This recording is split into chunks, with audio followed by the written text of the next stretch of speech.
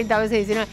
Qué informalidad, qué informalidad. Bueno, estamos abriendo la conversatoria con Lucía Portos, subsecretaria de Políticas de Géneros y Diversidad Sexual del Ministerio de Mujeres, Políticas de Géneros y Diversidad Sexual de la provincia de Buenos Aires. En un ratito nada más se sube nuestra compañera, la abogada, docente universitaria y presidenta de la Corrientes 7 de Julio, Natalia Salvo. Bueno, Lucía, más allá de esta buena manera de haberte dado la bienvenida y de recibirte, sí, está la frondosa realidad de la política argentina. Nosotros ya estuvimos hablando de economía, estuvimos hablando del caso Libra, estuvimos hablando también de lo que se prepara para el 7 de agosto. Lo que no estuvimos, o por lo menos no nos metimos de lleno en el tema de que se viene la elección en la provincia de Buenos Aires. Se viene. Ya. Sí. Ya, el 7 de septiembre. Sí. Es importante por ahí hablar un poquito de qué es lo que se vota, porque Por favor. si bien es una elección que por su importancia territorial se ha nacionalizado, es muy local también, ¿no? Porque, bueno, saben que se desdobló la elección en la provincia de Buenos Aires, es decir, el 7 de septiembre votamos a los legisladores provinciales y votamos a los concejales, a los ejecutivos, a los legislativos, tanto a nivel provincial como municipal. Y después, el 26 de octubre, vamos a votar junto con todo el país a los diputados nacionales y a los senadores nacionales en las provincias donde se votan senadores nacionales. Digo esto porque escuché muchas personas diciendo el 7 de septiembre es la PASO, por ejemplo, ¿no? Digo, hay un nivel de confusión que me parece importante usar este momento para clarificar qué es lo que votamos. Las PASO se suspendieron, gente. Las PASO la suspendió Milei,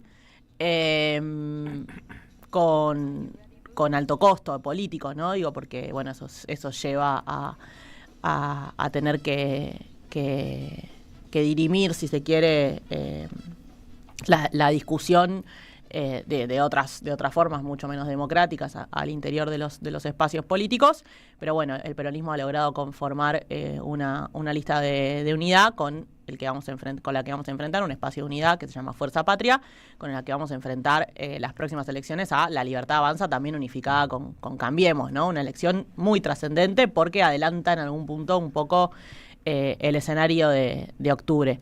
Así que en este contexto yo creo que hay algo. Veía el otro día, creo que ya dije acá, pero vi la serie de Menem, me tiene un poco ahí como dando vueltas todavía ese producto medio light cultural que se armó respecto de ese momento de la historia. Sí, de divulgación, podemos decir. Como de divulgación.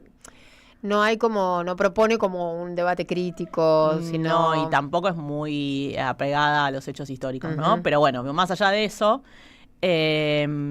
yo digo, es un peronismo, nuestro peronismo es un peronismo que parte de un buen diagnóstico, ¿no? Un buen diagnóstico que es que este modelo de Milei solamente genera cada vez más pobreza, más desocupación y más dificultades para la vida cotidiana del pueblo, y que tiene, como dice Cristina, fecha de vencimiento como un yogur. Ese diagnóstico es un diagnóstico mejor que el que ha hecho en otros momentos otros peronismos más de la gobernabilidad, ¿no? O sea, no, en ese sentido, el construir la unidad sobre ese diagnóstico es distinto a otros momentos donde el peronismo se fragmentaba, por ejemplo, en el 2016, frente a hay que darle o no gobernabilidad a Macri, ¿no? Por lo menos en la provincia de Buenos Aires esa discusión está saldada. También empezaron a haber algunos movimientos de los gobernadores en ese sentido, los gobernadores, ¿no?, de la provincia de Buenos Aires, y después se elige una estrategia que es una estrategia también muy reclamada por la militancia y por las personas adherentes a nuestro proyecto político, que es la estrategia de la unidad, ¿no? Durante mucho tiempo teníamos este tema como que las discusiones internas, los debates internos, en definitiva, impedían de algún modo que pudiéramos hacerle fuerza al gobierno de Milei. Bueno, se logró construir, no sin esfuerzos, no sin dificultades, una propuesta de unidad. Quizá incluso incómoda, ¿no? Una propuesta de unidad incómoda para los dirigentes, en esto que decía Cristina, ¿no? Incómoda para los dirigentes en torno a aquello a ese diagnóstico que se construyó y de juntar todas las fuerzas para enfrentar a Milei. Y ahora hay una oportunidad de convocar a las personas atrás de esa unidad a hacer una demostración contundente, obviamente, que tiene que ser contundente, y ahí necesita que sea contundente, y ahí necesitamos traccionar, porque estamos viendo niveles de bajísima participación en todas las provincias. Entonces ahí es donde empieza a encontrarse el rol de, bueno, ¿qué hacemos las personas que no estamos, que no participamos activamente, pero que nos damos cuenta que hay que poner? ¿Cómo va a ser la campaña? Bueno, la campaña ya medio que arrancó, porque es una campaña muy corta. El 7 de septiembre está a la vuelta de la esquina. Cuando nos querramos dar cuenta vamos a estar votando. Saben que en la provincia de Buenos Aires votamos con las listas como siempre, digamos, los papeles adentro del cuarto oscuro van a ser como siempre. En cambio, a la elección nacional vamos con boleta única papel, ¿no? Que ahí también cobra cada vez más sentido cuando lo pensás, la proscripción, ¿no? Porque boleta única papel, en definitiva, es lo que vamos a encontrar en octubre en el cuarto oscuro es como un afiche gigante donde vos tenés que marcar con una lapicera cuál es tu preferencia, ¿no? Y están las caritas. Y están las caritas. Y que no más conocidas. Que no esté la carita de Cristina, claro, ¿no? Que no esté la carita de Cristina. La carita de Cristina dice todo. Dice que no esté la carita de Cristina es un golpazo, ¿no? Para la posibilidad de hacer además esa propuesta. Que justo se cambia el sistema y eso también va a traer complicaciones, ¿no? Es una elección muy compleja, por eso yo creo que la campaña tiene que ver con que podamos llevar adelante un programa político de oposición encarnado en candidatos, que también es difícil entender bien, porque no sé si por ahí ponerlo en claro para oyentes de la capital federal o de otras provincias, que la provincia de Buenos Aires está dividida en 8 secciones electorales, que son 8 divisiones territoriales políticas de la provincia que no tienen un correlato administrativo, digo, no son como las comunas porteñas, ¿no? Simplemente el territorio se divide para la elección en 8 secciones electorales. En 8 porciones, pero además adentro hay una diversidad. Por ejemplo, es La Matanza. La Matanza tiene una diversidad. La Matanza es parte de la tercera sección electoral. La primera sección electoral son las secciones del conurbano. Es un poco quedó en la discusión pública a partir de que Cristina dijo que ella iba a ser candidata por la tercera sección electoral, ¿no? Creo que ahí quedó establecido un poco. Sí, la primera y la tercera sabemos que son las más populosas y ahí es donde prácticamente se define el resultado. Exactamente. Y después la octava sección electoral es la ciudad de La Plata, la región capital, la sección capital, y después las otras secciones, la segunda, la cuarta, la quinta, la sexta, la séptima, son las secciones del interior bonaerense, que también es muy heterogéneo, ¿no? Digo, está Mar del Plata, está Junín, está, no sé, Villegas. Castelli, Alberdi. Sí, claro, sí, hay pueblitos muy chiquitos, ciudades muy grandes, Olavarría, ciudades industriales, Tandil, ciudades productivas, Bahía Blanca. Digo esto porque es bueno saber que las secciones electorales, por ejemplo, nosotros en la primera vamos a elegir senadores provinciales y en la tercera eligen diputados provinciales. Elegimos alternadamente una vuelta a senadores, una vuelta a diputados, y vamos así cambiando las cámaras de a mitades. Esa es la forma de la representación. Digo esto porque la campaña va a ser distinta en cada una de las secciones electorales, porque cada lista tiene una cabeza distinta, ¿no? ¿Vos vas a ser candidata? Yo voy a ser candidata a concejal. ¿Sos candidata? No, sos candidata a concejal. Soy candidata a concejal en mi ciudad, en Pilar. Estoy en la lista acompañando a Sole Peralta, que es una compañeraza que es la que encabeza la lista de concejales, y además, obviamente, traccionando. Yo creo que es el momento que la gran discusión, el gran debate es cómo volvemos a representar, ¿no? Esto que nos viene planteando Cristina de volver a la representación, y esa representación se da en el territorio, se da convocando a las personas a participar. Y bueno, en esa búsqueda me pareció que era una linda oportunidad la que me propuso el intendente Federico Achával, también con Máximo, por supuesto. Discutimos, conversamos, y me pareció una linda oportunidad para también reencontrarme un poco con el territorio, que es lo que a mí me gusta hacer. ¿Vos fuiste diputada? Yo fui diputada 2 veces de la provincia. Sí. Así es. Bueno, vamos a recibir a nuestra compañera. Dale, a Nati por favor, Salvo, que está en línea, nos está escuchando. Natalia Salvo, abogada, docente universitaria, presidenta de la Corriente 7 de Julio. Hola, Nati. Hola, ¿cómo están, chicas? ¿Cómo andan? Bien, ¿vos cómo estás? Acá, escuchándolas atentamente. Bien, bueno, estábamos hablando de lo que se viene, ¿no? El desafío de la provincia de Buenos Aires, qué importante. Y en qué momento, ¿no? Se van a producir estas elecciones. El gobierno está muy complicado. La economía de la Argentina está muy complicada y bueno, y hoy especialmente es una jornada tensa. Estuvimos hablando bastante de esto, pero bueno, por supuesto me interesa tu opinión. Bueno, la escuchaba Lu atentamente, que cuál es a los que nos convoca, o qué es a lo que nos convoca Cristina a volver a representar, y volver a representar es volver a representar intereses mayoritarios. Y la verdad que quienes tenemos, ya te digo, estamos en la tercera edad, pero tenemos un poquito más de años, asistimos otra vez al fracaso de los cantos de sirenas en términos, digamos, macroeconómicos o cambiarios. Ya sabemos lo que está sucediendo con el dólar, ya sabemos que el supuesto, entre comillas, éxito del gobierno respecto del planchazo del dólar o de la paralización de la inflación no es tal cosa. Vemos que los guarismos de desempleo, de pobreza, de precarización laboral, que por lo menos es mi tema, se degradaron aún más porque la migración entre trabajo formal a trabajo precarizado, que son los trabajadores independientes, entre comillas, porque es trabajo precarizado dependiente sin registrar o trabajo simplemente precario, en ese aspecto aumentó el desempleo, se perdieron más de 100.000 puestos de trabajo, la supuesta reforma laboral contenida en la ley de bases que fue establecida con el objetivo de crear más empleo, por lo menos registrar empleos, no tuvo éxito, alcanzó un 0,3%, que no es nada. Ese es el llamado blanqueo, ¿no? El famoso blanqueo, sí. La verdad que nunca tuvo éxito. ¿Cuánto? ¿0,3? 0,3%, así es. El primer intento fue con la ley 24.003 en 1991, no sucedió tal cosa, incluso en el gobierno nacional y popular tampoco tuvo demasiado éxito, porque es creer como en una suerte de teoría del derrame inverso, ¿no? O lo que dijo el presidente de la rural en el último discurso: a nosotros nos va bien, entonces a los trabajadores le va a ir bien.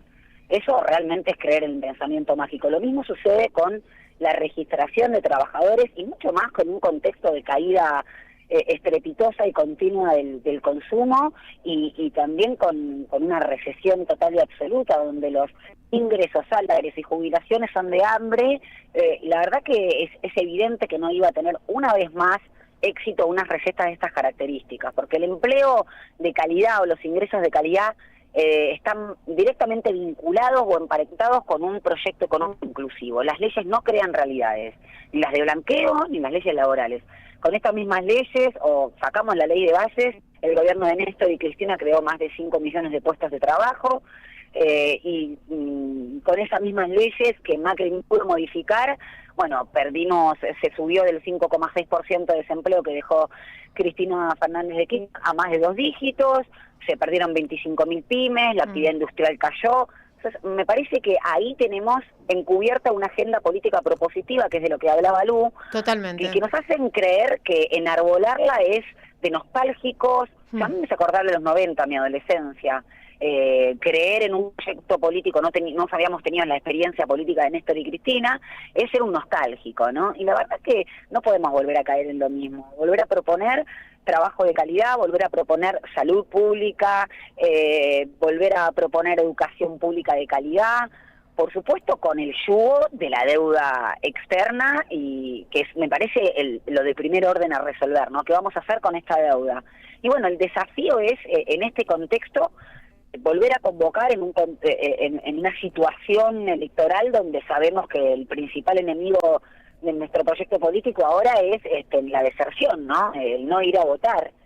Así que creo que tenemos dos cuestiones. La de primer orden es convocar para movilizar a esos sectores excluidos, que son las mayorías, a votar, y después a definir completamente un proyecto político. Claro. El cómo, ¿no? Porque la verdad que Néstor y Cristina lo hicieron, nos hacen creer que eso es hablar de algo viejo, que es inviable, que algo estaba mal. Sí, ahí eso es muy importante, ¿no? Esto que está señalando Nati, de también ahora, ¿no? Se instala esa idea de, bueno, el peronismo o lo que propone el peronismo ya se probó muchas veces, ya fracasó, es algo viejo. Es que ahí está el punto, Ander, en dónde fracasó. Yo recuerdo la frase de Máximo Kirchner: probablemente nos equivocamos en cosas, sí, el rumbo nunca. Claro. Entonces, ese es el punto. Desde ya que tácticamente a veces algún instrumento o alguna política pública puede no ser la más exitosa, pero no esto, porque confundir el rumbo es estar cambiando de política de gobierno cada 2 por 3 con los mismos objetivos, porque esta gente también habla de empleo de calidad, aunque cada vez más obsceno y desembosado, ¿no? No tienen problema en decir que van a vetar, el aumento a jubilados, las prestaciones por discapacidad y el financiamiento de la educación pública. Pero la verdad es ellos se vuelven cada vez más obsoletos y nosotros caemos en duda. Claro, lo que pasa es que ahí lo que se pone en duda y lo que se cuestiona todo el tiempo es como el contrapelo de lo que está diciendo Milei, ¿no? Que el peronismo es estatista, que el peronismo lo único que propone es un Estado elefante. Claro que es estatista. Claro, pero el tema... ahí está el tema. Sí, coincido, pero el tema es que esto tiene una connotación negativa para una parte importante de la población que ha creído en ese relato, Nati. Entonces, bueno, desde lo comunicacional hay que trabajar y mucho para explicar y para mostrar cuál es el rol del Estado y por qué es importante. Hoy nosotros, por ejemplo, a la apertura hicimos una nota con Mercedes Cabeza, que ella labura en el SENASA, y el rol del SENASA, por ejemplo, en la salud pública, no de individual, de lo que es la comunidad de toda la Argentina, es fundamental. Y ella estaba advirtiendo en la nota, bueno, que ojo, Ojo, porque si acá se comete un error, se puede producir una catástrofe. Claro. Bueno, es que se rompe cualquier tipo de lazo colectivo o de noción de comunidad de lo colectivo. Y es el primer paso para... ¿Qué pasó en la pandemia? No sé, la inmunidad del rebaño con respecto al índice de vacunación, que entiendo que debe ser algo similar que lo que planteaba que hablaba en función del SENASA. Y esto no tiene que ver con lo comunitario. ¿A quién le pegaron ellos? Al colectivismo, ¿no? Como si fuera ya de por sí en sí mismo una noción peyorativa o negativa. Y la verdad que el peronismo siempre supo hacer un atributo o algo benefactor lo que fue señalado como un insulto incluso. Claro. Y me parece que hay, por supuesto que lo comunicacional hoy en día cruza, o peor que cruza, constituye cierta práctica política. Entonces eso es un gran desafío. Pero no los objetivos o las banderas en sí mismas, que se tienen que ayornar pero no se modifican. Bien. Bueno, Nati, te liberamos, ¿sí? Sabemos que estás más o menos, queremos que te mejores. Bueno, muchas gracias. Abrazo enorme a las dos y al compañero Víctor también por ahí. Dale, muchas gracias. Un beso. Chao, Nati. Era Natalia Salvo.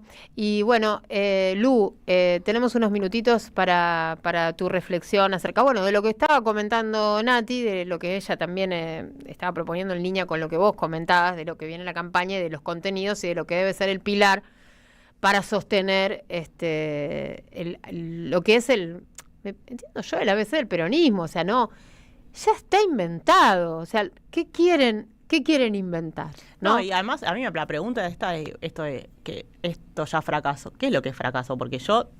No te digo con lo que instalan los medios hegemónicos, lo que se está tratando de instalar en la campaña, y lo que Milei está todo el tiempo sobre eso, ¿no? No, pero yo digo, pienso en la vida que a mí me ha tocado vivir. Tengo 39 años, ¿no? Digo, yo he visto este modelo terminar yéndose con muertos en la plaza, un helicóptero, una interrupción del orden institucional, no digo del orden democrático, pero del orden institucional, una ley de acefalía, 5 presidentes en una semana, y después la vi a Cristina irse con una plaza llena, entregando el gobierno ese 9 de diciembre, un día ¿no? antes, del porque 2015. una jueza la obligó le robó un día de mandato. Hasta ese lugar llegaron, ¿no? Y entonces, ¿qué es lo que fracasa y qué es el éxito? Y a mí me parece que es la estrategia del peronismo, esto de que no hay nada que inventar.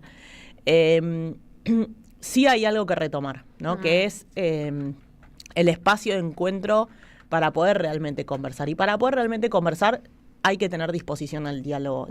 La conversación no es bajar línea, la conversación es poder conversar, es dialogar, es hablar, que la otra persona te pueda comentar y vos tomar de eso, y de vuelta, ¿no? Sí. Y vos tomar de eso cosas y refutar las cosas con las que, por supuesto, es difícil hoy por hoy sostener una conversación porque existen, valga la paradoja, existen los celulares, ¿no? Y los celulares lo que hacen es construir un sesgo permanente de confirmación donde vos estás todo el tiempo escuchando aquello que solamente confirma lo que ya venías pensando desde antes. Claro. Y es muy difícil salir de ese círculo porque si vos decís, bueno, yo pienso esto, y todas las noticias, todas las opiniones, todos dicen lo que pienso, bueno, entonces nunca me confronto con otra idea, con otro sentir, con otra experiencia. Aquello me pasó el otro día a una conocida mía de Pilar, que la conocí por una cuestión laboral, qué sé yo, sube una noticia denostando a Máximo con ese viejo cuento de las cuentas offshore, que después tuvieron que hasta pedirle disculpas porque fue titular de Clarín y no las tenía, ¿te acuerdas? Sí, claro, lo que pasa es que, bueno, Clarín hizo de eso días y días de aperturas de sus ediciones. Fue tapa de diario. Y después cuando... las de Máximo y Nilda Garret, claro, me acuerdo, ¿no? Obviamente, pero después pusieron una breve, me imagino. Sí. O algo parecido para decir que no era así. Y vos decís, bueno, enfrentar a la persona, che, mirá, esto ya se desmintió, qué sé yo, no sé qué, y, viste, es como... Pero queda ahí. Sí, queda ahí. Hay algo que se construye, que es esta posverdad, que es esta realidad más allá de la realidad efectiva, tangente, taxativa, que es lo que podemos ver y tocar, esa maestra, digo, que se compró el autito, que se pudo, no sé qué, que pudo perfeccionarse, que pudo desarrollar su carrera profesional, no sé, y que hoy de pronto están volviendo a la casa de los padres porque no pueden sostener el alquiler. Eso lo vemos todos los días, ¿no? Y sin embargo, enfrentar a las personas a qué es el éxito, qué es el fracaso, con qué modelo vivías mejor, qué es el Estado, para qué sirve el Estado, cómo... amerita muchas horas de conversación para romper algo que en segundos el teléfono construye en términos de relato. Sí, y además pasa algo más que tiene que ver con la censura de esa conversación, ¿no? Hay muchos espacios y en muchos, puede ser a través de los grupos que uno participa en WhatsApp o los lugares donde uno trabaja o donde uno circula por cuestiones sociales, ¿no? X, en que no está permitido el comentario político. Y me parece que esto es algo que hay que discutir, que hay que poner en cuestión, porque no estamos en este momento en la Argentina para ejercer esa autocensura y callarnos frente a los que supuestamente son libertarios o son macristas, que en realidad son justamente los que no quieren que se hable en los grupos, que se hable en los espacios de intercambio de política. Me parece que se cedió mucho terreno en ese aspecto. Y bueno, y hay que recuperarlo, hay que hablar de política y hay que participar en política y hay que develar las identidades políticas, hagas lo que hagas, porque está bueno, porque no tiene nada estigmatizante. Seas lo que seas y pienses lo que pienses, tenés que estar dispuesto a dar el debate. Y a veces da la impresión de que no se quiere debatir cuestiones políticas porque muchas veces no hay argumentos del otro lado, más que la repetición de los zócalos de lo que dicen algunos medios que ya sabemos cómo operan en la conversación pública. Sí, absolutamente. Y además... la autocensura también viene de una baja de autoestima, ¿no? Que yo creo que... También. Digo, yo eso lo fui notando en persona, ¿no? Digo, mi forma de participar en algunas conversaciones duras o arduas en términos familiares o de amigos, ¿no? Digo, no sé yo, mis amigos del secundario, mi compañero del secundario, que nos juntamos una vez al año, y bueno, yo en las últimas 2 reuniones ya no fui porque, digo... A mí no me gusta hablar de otra cosa que no sea de política. No me divierte, perdón. Un tanto obse. Claro. Sí, bueno. Entonces, viste, no, y aparte me gusta politizar también todo lo que pasa en una reunión, ¿no? Entonces, digo, bueno, las últimas 2 ya no voy, qué sé yo, porque el gobierno de Alberto en eso fue muy minador de la autoestima, ¿no? De quienes supimos llevar adelante unas ideas, un proyecto. Y vimos cómo se truncó, cómo se quedó a mitad de camino por falta de valentía y por falta de coherencia de quien tomaba las decisiones en ese momento, ¿no? Digo, el quiebre vicentín, yo lo llamo el quiebre vicentín del gobierno, que es el momento en el que nos rompe un poco la ilusión a todos, incluso a los que no estábamos ilusionados desde el primer momento. Había como una cosa de, bueno, tenemos otra oportunidad, le ganamos a Macri antes de que pueda reelegir. pero hay algo ahí de recuperar la autoestima, porque por eso yo arranco diciendo, tenemos un buen diagnóstico y tenemos una buena posición política frente al gobierno de Milei, que es la idea de que no hay nada que negociar con esta gente. Bien. Querida Lu, excelente.